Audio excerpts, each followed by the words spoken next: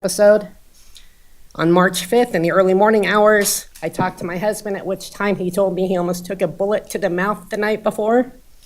He said he was tired of people hurting him and that he felt like he wanted to hurt someone or himself because of what he had been through in recent months.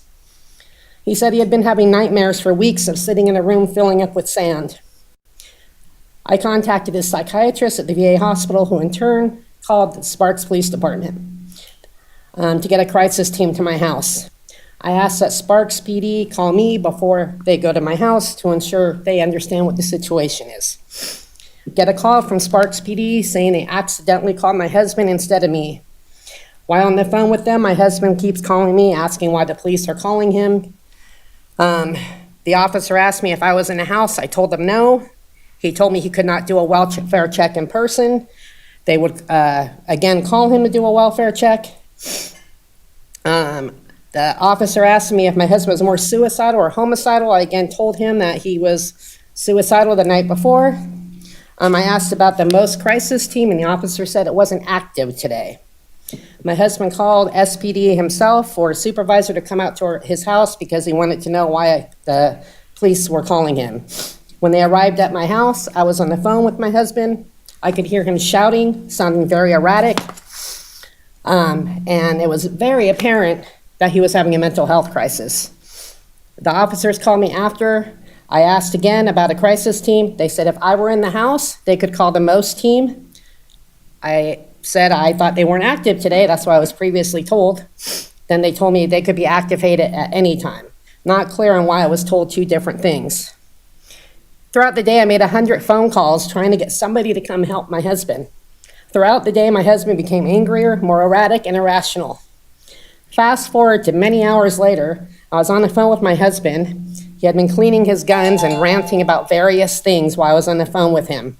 His gun discharged while he was trying to clear it, and that's when we finally got the police out there, because I forgot to mention that Sparks PD told me earlier in the day, we cannot do anything until he does something. So now he has done something. So I called the police when I heard the gun discharge. My neighbors called the police. Took about an hour for SWAT to get out to my house. My neighbors witnessed his first contact with SWAT, where he came out with a jacket on, took it off, put his hands up, dropped his pants, wasn't armed. Yeah, I need you to wrap it up, please. Okay. The issue is that the statute clearly indicates if the officer has probable cause to believe that somebody's having a mental health crisis, there's various steps they can take, including taking a person into custody. The actual crisis intervention team policy with Sparks PD that can easily be found online from 2006 specifically states that when somebody's having a mental health crisis, the main concern is diverting certain people away from the criminal justice systems and towards treatment. That did not occur. So that is why I'm here today, because nobody who's having a mental health crisis should be failed by law enforcement when they're called to come and help somebody who is suicidal. Thank you, ma'am. Okay, so you're not going to let me finish? No, ma'am. Mr. Luthon, will you talk with her, please, and see if we can give some help, some assistance? We will, Mayor. Thank you. Thank you. All right, Andrea Pelto.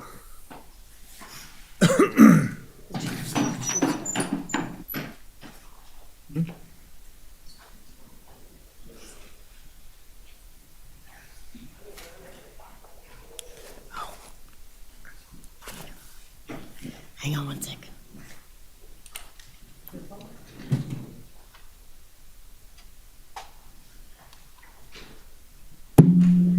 Sorry.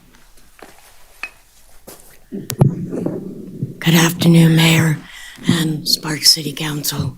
So today, my name is Andrea Pelto, and today the hat I'm wearing is Treasurer of the Circle of Life Foundation. So I came to speak about the new Circle of Life Hospice Guest House that opened on June 9th. So as of August 22nd, we've helped 10 guests when 7 people have been deceased. So we've received approximately 50 referrals and we only have a three-bed guest house to assist with people. So we do own the lot behind the house, and we're looking to build a two-story building behind the current house to house at least 10 to 15 more guests. So the average length of stay has been 15 days for guests who have deceased, and 13 days average total with discharges. We had one person that decided that they didn't want to be there. 20% have had a diagnosis of dementia, 40% have a diagnosis of cancer, 10% have diagnosis of CHF, 50% have had a diagnosis of heart disease or heart failure, 30% have a diagnosis of senile degeneration, 10% have had malnutrition, 20% have had kidney disease or kidney failure. The average age of the guests ranges from 47 to 97. 10% of our guests were veterans, 56% of our guests were seniors 65 plus, and 60% of our guests were adults under 65. 50% were female, 50% were male. 30% of the guests resided previously in rural areas, and we're finding that that's it.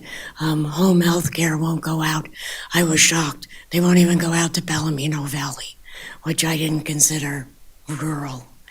So, but we had one guest that lived in Palomino Valley, and nobody would go out and help her. So, and 10% were adult protective service cases, where the people were not being taken care of by anyone, or we've had one person that was dumped at a clinic and they told the clinic, we're done, here, she's your problem. So I just wanted to kind of update you on where it's at, and we would appreciate any support that the council could give. Thank you. Thank you, Andrea. All right, this public hearing, anyone in the public wishing to speak at this time? Okay, we'll bring it back to the dais. We'll move on to approval of the agenda. Looking for a motion. And Christopher, you're gonna have to vote verbally, please. Mr. Anderson, I move to approve the agenda submitted. Ms. Bybee, I'll second that motion. got a motion and a second. Any further discussion? Seeing none, please vote. I'm gonna vote aye. Is your computer not working? Okay, motion carries unanimously. All right, I'm looking for number 6, approval of the minutes. Any additions, corrections, additions? Not, I'm looking for a motion. Ms. Vanderwell, Move to approve the minutes of the Sparks City Council meeting for August 12th, 2024. Ms. Bybee. I'll second that motion. Okay, I've got a motion and a second. Any further discussion? Seeing none, please vote. Mr. Dare? Aye. Thank you. Motion carries unanimously. 7.1, Boards and Commissions Vacancy Announcement, the Sparks Building Code Board of Appeals. Mr. Manager. Thank you, Mayor. There are 2 vacancies on the Sparks Building Code Board of Appeals, each for 2-year terms. The first vacancy is for an electrical engineer or electrical contractor, and the second is for a structural civil engineer. Each must have at least 10 years of experience, 5 years being responsible charge of work. Applications will be accepted through Thursday, August 29th at 5 p.m., and anybody wishing to apply can do so at www.cityofsparks.us/get-involved. Thank you, Mayor. Thank you. 7.2, National Suicide Prevention Week. Do we have anyone here to accept this? Okay, go ahead, Mr. Anderson.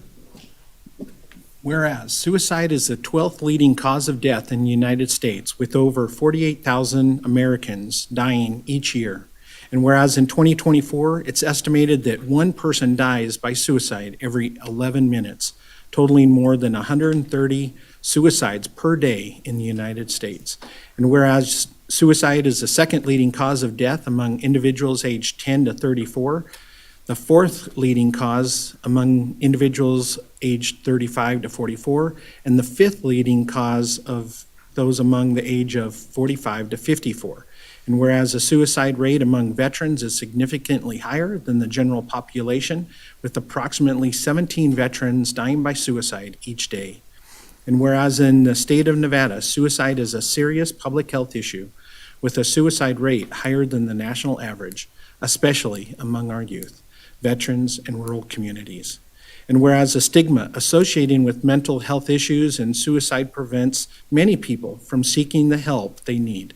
And whereas Suicide Prevention Week is an opportunity to raise awareness of this critical issue, promote mental health, encourage support for those who struggle with suicidal thoughts, and remember those who have been lost to suicide. And whereas it's crucial that all citizens learn to recognize the warning signs of suicide, understand the importance of seeking help for themselves and others, and know the resources available, including the 988 Suicide and Crisis Line, which provides confidential support 24/7. Now therefore, Ed Lawson, Mayor of City of Sparks, Nevada, do hereby proclaim September 8th through the 14th, 2024 as Suicide Prevention Week, and encourage all residents to reach out to those in need, engage in open conversations about mental health, and support the efforts of organizations dedicated to suicide prevention. Thank you. Okay, let's move on to 7.3, proclamation for National Payroll Week. Ms. Vanderwell, Thank you. there we go.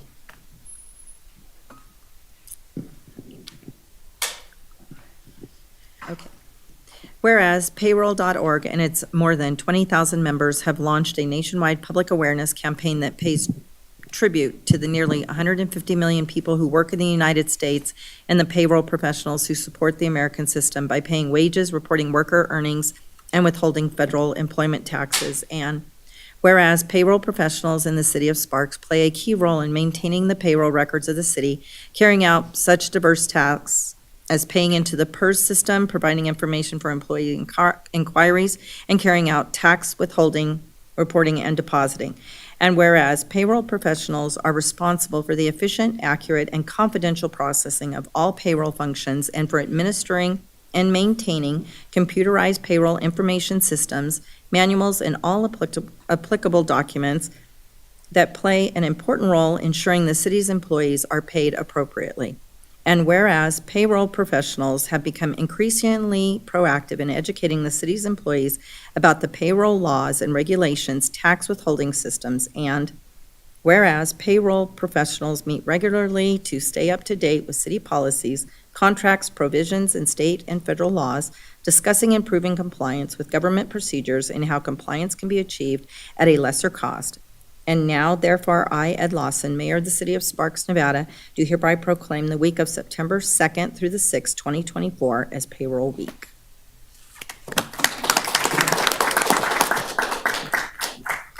Good afternoon, Mayor and City Council members. For the record, my name is Kayla Neff, your Operations Accounting Manager. And I just wanted to say thank you very much for acknowledging the payroll department today. You have an excellent, dedicated group of individuals who work really hard to make sure that not only is the payroll done on time, but that it is also accurate. At times, payroll can be a very stressful job, and so I know that by you guys acknowledging what they do is very appreciative of them today. And now, on behalf of all of the City of Sparks employees, I would like to formally thank Tracy Martinez, Leanne Roloffs, April Stokes, and Brandon Licious for your extreme support system that you offer to the City of Sparks, always answering questions and explaining contracts with the employees.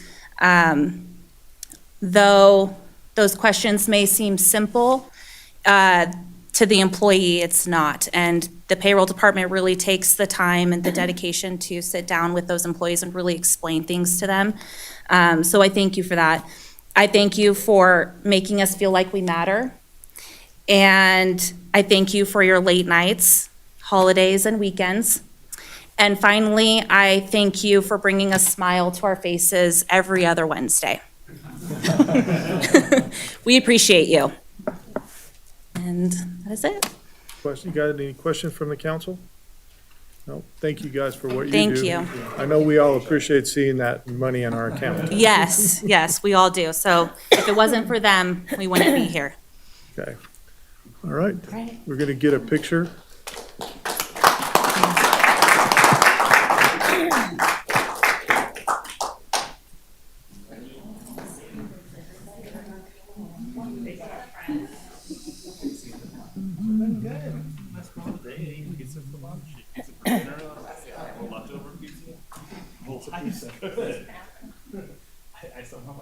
Billy, how are you, sir? I didn't see him sneak in. Yeah.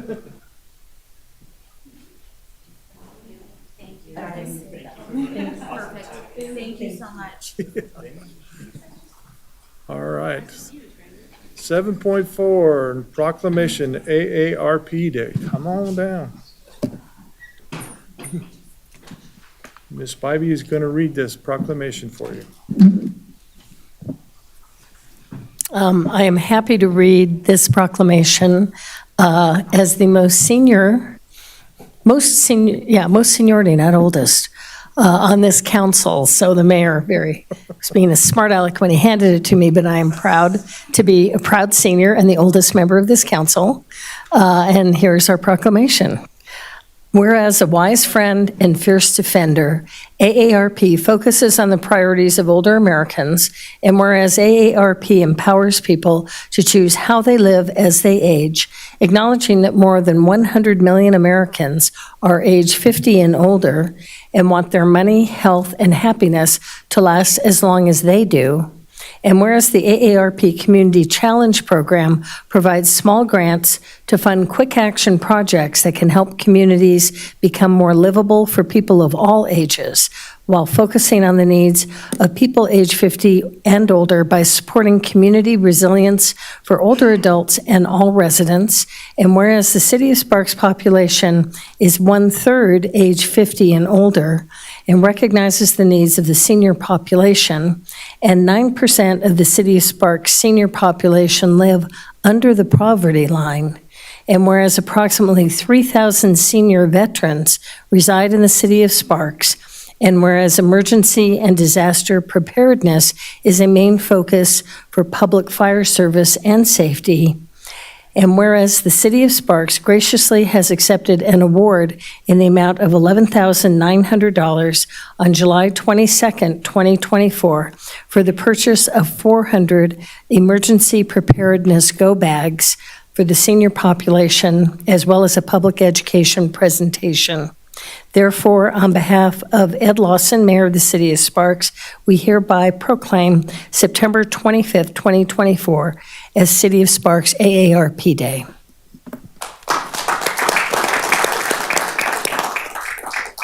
Give us your name for the record and say a few words. Maria Moore, AARP Nevada State Director, Mayor Lawson, and members of the council. This is very much appreciated.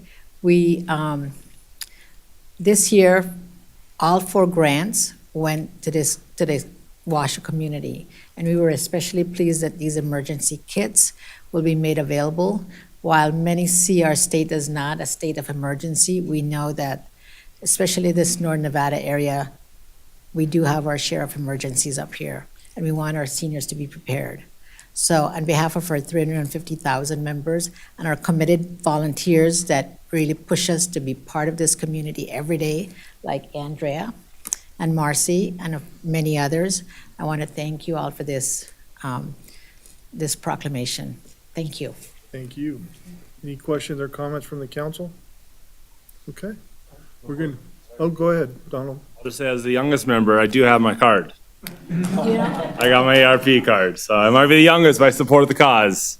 You know, it's at any age, you're welcome to It join. Is? Yes, it is. this isn't his mom's card. You know? It literally is mine. You can get one at any age. I Any age. might have one in college. Yeah. You get good discounts. Okay, it is. And it's two per household, so just a plug there.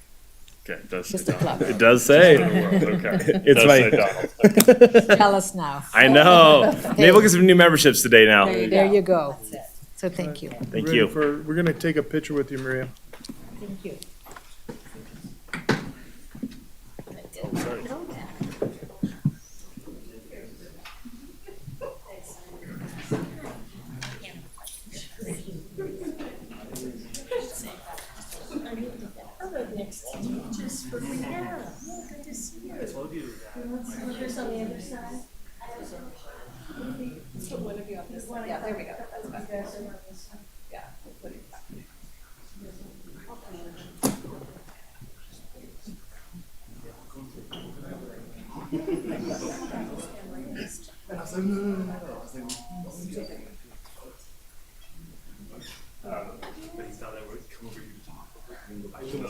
Yeah, a little huddle.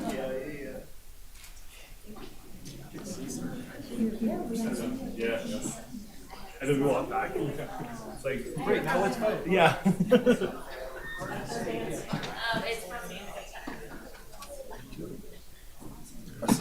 Okay, let's move on to item 7.5, a presentation from Sleep in Heavenly Peace.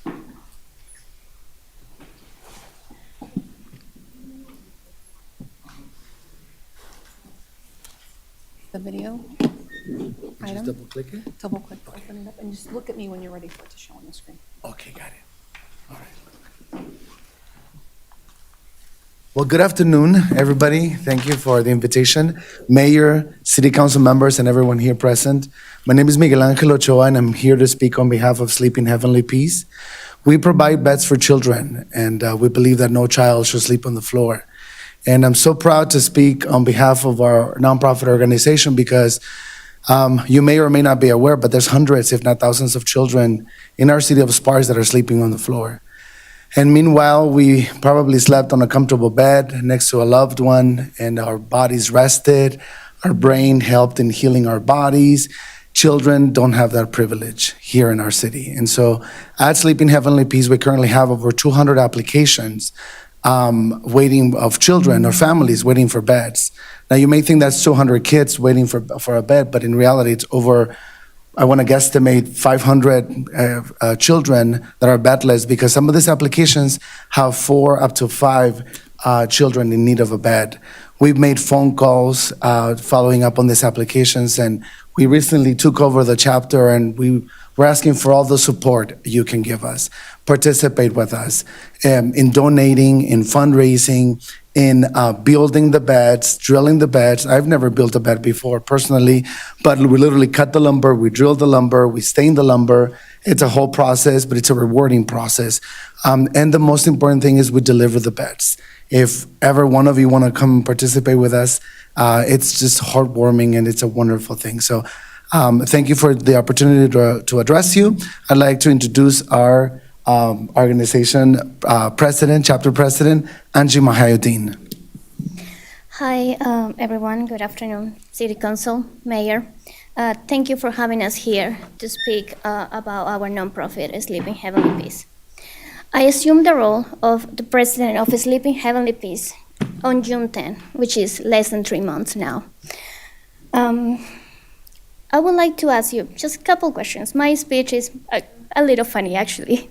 Do you know what SHP is, besides today, that you hear from my core team member, Miguel? No, right? Let me share my story here. So that will enlighten you why I requested to be here today. Shortly after I took over the presidency of Sleep in Heavenly Peace, my husband, Ray, and I attended a senior cooking class. During the introductions, my husband was presented as one of the donors for the cooking class, and I was introduced as the president of Sleep in Heavenly Peace. When you hear Sleep in Heavenly Peace, what's the first thing that comes to your mind? Hopefully it's not the same that one of the senior citizens in the cooking class thought. One of the senior ladies there, she asked me directly, did I hear correctly? The name of your nonprofit is Sleep in Heavenly Peace. So I told her, yes, ma'am, that's the name of our nonprofit. She was like, oh, do you provide coffins for seniors? I was like, I honestly, I feel like, oh my gosh, nobody knows what Sleep in Heavenly Peace is. They think I'm offering coffins. I was like, oh my gosh, no.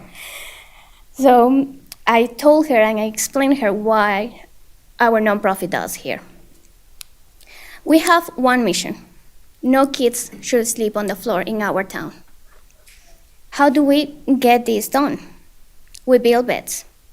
We roll up our sleeves, we cut lumber, we sand it, we stain it, we drill it.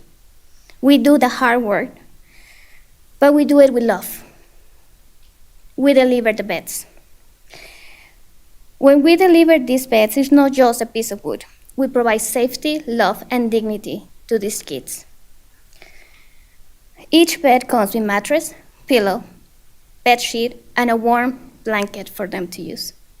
These beds go directly to local families here in town. We rely on volunteers. Their contributions, whether it's with time or with money, help us or bring us one step closer to our goal, that is end childhood bedlessness in our town. I thank you today for the time that you gave me to present my nonprofit here, and I ask you to please help me spread the word of SHP here in town. Hi, everyone. I'll make this short and brief. Good afternoon to everyone, and thank you so very much for allotting us some time on your agenda. Now, the goal of us presenting to you today is really to start the conversation about childhood bedlessness. Now, the impact that childhood bedlessness has, it's not just a temporary inconvenience, but it is a larger society issue that spans multiple generations. And I'll explain what I mean by that. Now, while a lot of the focus on our society issues today aims at fighting food insecurities, homelessness, and violence in our community, and these are all great things to address, we're not really putting the resources at the root cause. A lot of it, we're just trying to fix the symptoms. And I liken this to when you have a common cold. That pill that you take, what it addresses, it's really just to fight the symptoms, to cover that up. And what we're looking to do is address the root cause. Now, research has shown that children who receive, on average, an hour less of sleep than is recommended for their age group, they're at a significantly higher risk for developing depression, anxiety, mood swings. They can suffer from social isolation, and they perform poorly in school. Now, these are all factors that lead to high school dropouts, low-paying jobs, violence, substance abuse, and many more social issues. I'm not claiming that solving the issue of childhood bedlessness is a Hail Mary. It's not going to solve all our issues. What I'm suggesting is dedicating some of the resources that we're already putting towards some of these social issues that we're not going to win if we're just fighting the symptoms. How about redirecting some of those resources towards something that may give us a better results in the future? So thank you so very much. Appreciate it. Appreciate your time. And we prepared just a 30-second video. I know we're taking up a lot of time, but here it is. Sorry, I didn't look at you for the actual sound, I think. Apologies. Okay, ready? This was one of the deliveries we did here in town just 2 weeks ago. And my wife and Miguel mentioned that we've got over 200 applications in the system. Now, just to kind of give you a general idea, 60%, we serve Reno and Sparks with our nonprofit. 60% of our applications come in from our zip code 89431. And that's over so we've actually closed the application system down because we've been overwhelmed. And we've received over 200 applications since the beginning of this year. Now, even though it's closed, we still have those applications come in. The families just receive a response that we have no beds available, just to give you a bit of an idea. Would you leave your contact information with the clerk? Of course, thank you. Yep, and I'll personally help you out with a way to publicize that. Appreciate it, thank you. Henderson. Wanted to say thank you for coming and visiting with us today, sharing what you guys are doing. I've been able to see these beds that you guys have made, and they're not cheaply made. They're high quality, and it's all new bedding materials. Everything is new. And I just want to thank you for what you guys are doing. I have to admit, until I met you and got to see what you guys were doing, I did not even think about that being an issue here locally. So I appreciate what you guys are doing. So my question is, you mentioned that we could help out by building, distributing the beds. Where can we find all this information? How can we get plugged in to assist you guys? Absolutely. So Sleep in Heavenly Peace is actually, it's an international nonprofit at this point. It's, I think we're a few states shy of all 50 states in the U.S., but we do have chapters in Canada and so forth, I believe Puerto Rico, Dominican Republic. Everything, all the information can be found on our website, our parent website, sleepinheavenlypeace.org. And it's actually based out of Salt Lake City. Utah. Or you can give us your info, and we can be in contact, and we can send invites for when you can come and volunteer, whatever step of the process. And if we go to the national site or international site, do those funds stay locally, or do they get distributed throughout the world? So you have the option of actually choosing your local chapter here, Sparks Reno. So it stays here. 90% of your donations actually stay locally. 10% goes towards supporting the chapter as a whole. And if anyone knows nonprofits, that's an amazing, amazing number. Usually it's anywhere between 20 to 30%. Thank you. You're welcome. Ms. Bybee. Thank you, Mr. Mayor. I love what you're doing. I had absolutely no idea. Haven't heard of you, never thought of that. As we look at so many issues in our communities that become overwhelming, from homelessness to what we can do for our seniors, what we can do for our residents, and just all of the things we're trying to make this a better and stronger community. This is not one area I've heard a word about or really would have thought about. And yet it makes a lot of sense from a health perspective, from behavioral lack of sleep for all of us, but for kids, especially as they're growing, just makes a lot of sense. And my big question, I think, has been answered, that we can go to that sleepinheavenlypeace.org. Was it .com or .org? .org. And we could make donations, or we could volunteer through that website, and that would connect us locally. Absolutely. Okay, perfect. And if I can plug Thank in you. a little something. Come up We're- here we're to the trying- mic, sir. So Sorry. we have millions of people watching us I'm on sorry. Facebook. If we can plug in a little something, we will be doing some fundraising here in the city of Sparks, and be on the lookout for a gala dinner where you can come and support. And this is for everybody. None of us get paid. None of us do. We do this voluntarily. And personally, I do it because it hits home. I'm the youngest of 15 children, and the fact that I had my own bed up until I could buy myself a bed when I was 19, it speaks volume. And so, and like you, I mean, I didn't even know that this was an issue here in the States, let alone in the city of Sparks, which, so thank you for your time. Okay, anyone else? Donald? Just a quick question. How much does a bed cost, like when we're donating? So it's anywhere between $250, $300, and that's everything, including the bedding, mattress, pillowcase, pillows, bed sheets, the whole 9 yards. Awesome. Thank you. And thank You're you welcome. for what you guys are doing. Definitely amazing. And looking forward to going to the gala, I think next year, right? Thank you. Yes. Yes, Yeah. we did move it. Yes. But thank you again so very much, and we would be happy to speak to anyone in person if you wanted to find out any more information. Like I mentioned at the beginning, Leave I your had to. contact information for me. I have someone Yes. for you to speak Okay. to. Will do. Thank you. Thank you so much. Thank you so much. And invite us again. Okay, let's move on to consent items. Anyone wishing to pull a consent item? If not, I'm looking for a motion. Mr. Anderson. I move to approve consent items 8.1 and 8.2 is submitted. Mr. Abbott. Second. Got a motion and a second. Any further discussion? Seeing none, please vote. Aye. Motion carries unanimously. Thank you, Christopher. 9.1, consideration discussion of possible approval of the purchase of 2 GM 5900 Groundmaster mowers and one rotary broom attachment from Turf Star Western as part of the fleet replacement program utilizing National IPA pricing contract number 2017025 in the amount of $297,146.02. Mark, SNC. don't forget the 2 cents.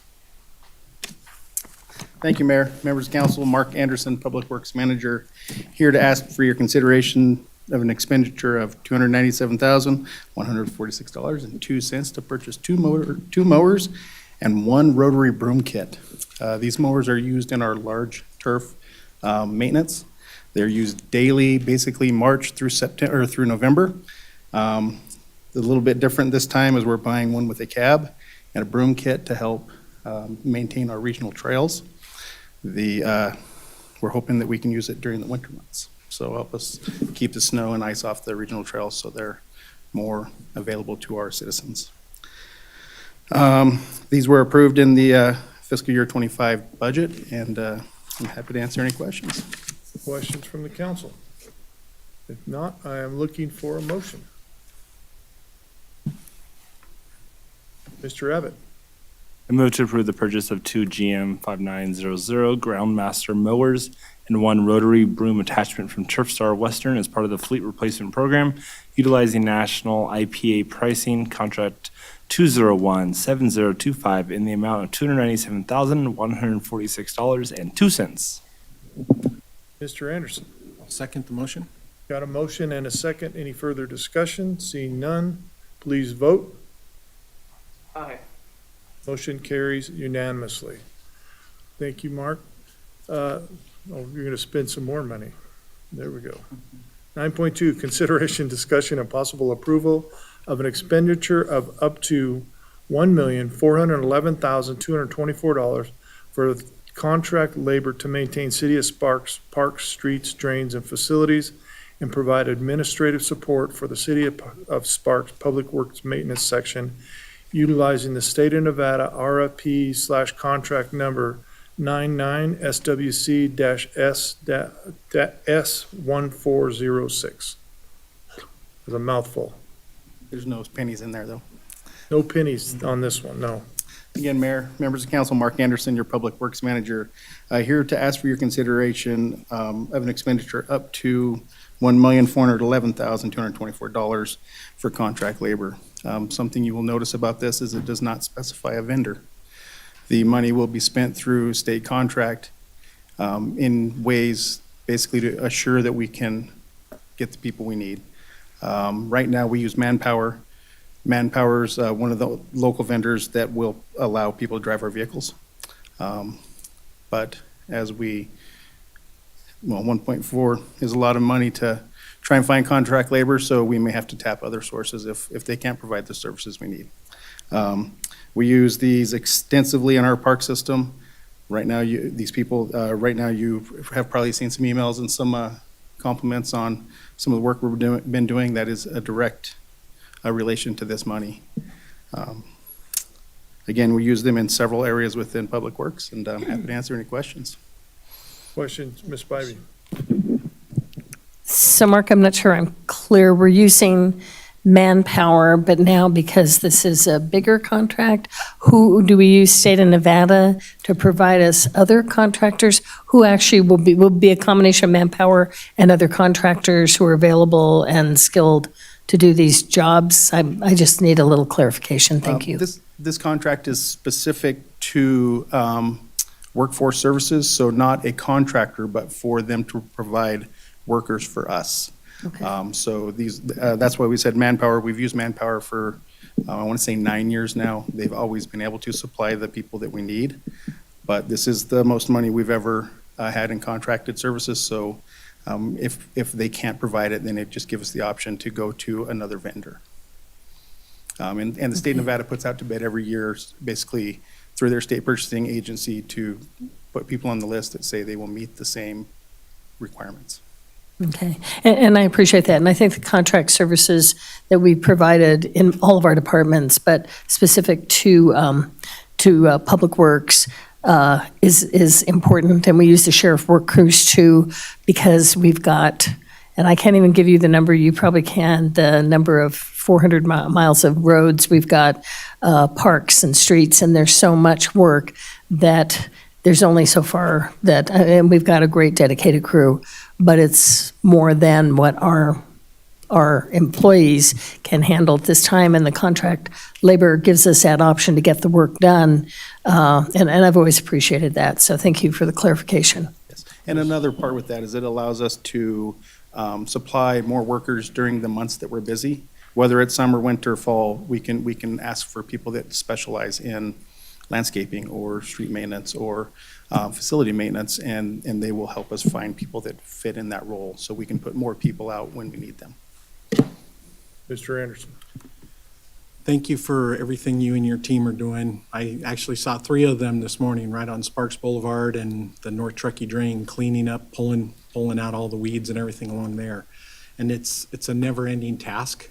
Never. As soon as you guys clean up one, I'd swear we hear from another resident going, what about this area? So I appreciate what we're looking to do here. Should this be approved, how soon do you expect that we'll start being able to land people into positions to get the job done? I'll be honest, we already have several people in these positions.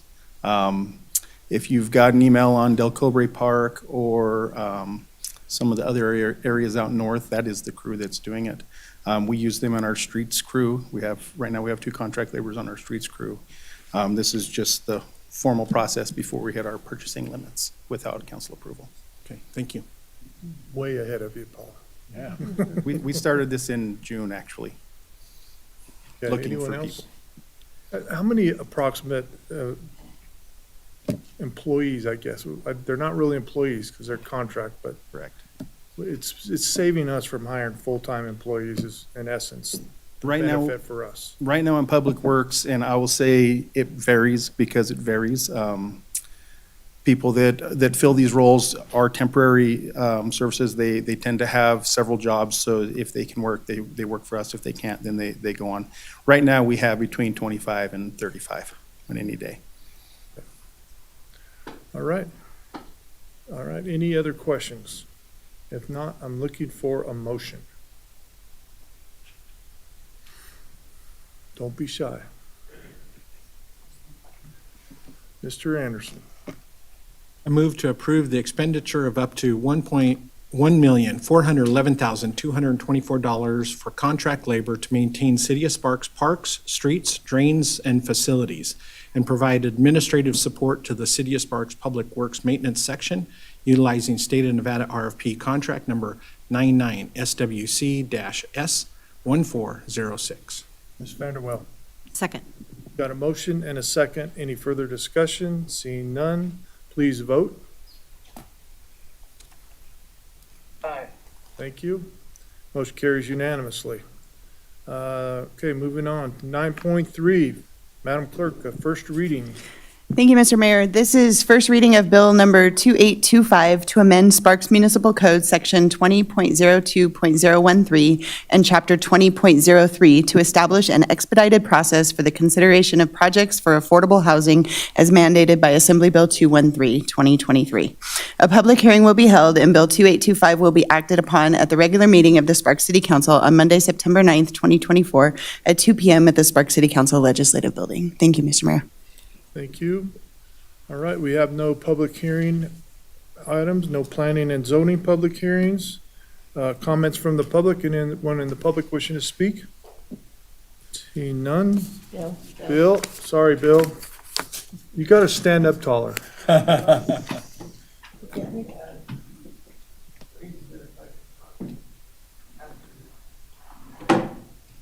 Talk to Lisa afterwards? Yes.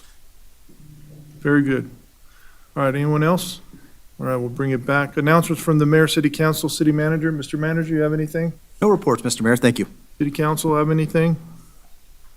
Mr. Dare, do you have anything?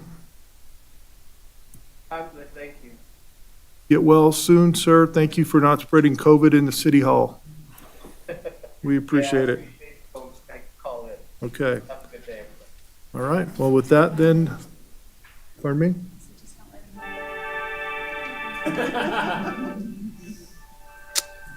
Should have called him. We're adjourned.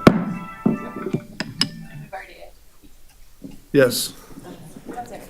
You can do RDA without it. As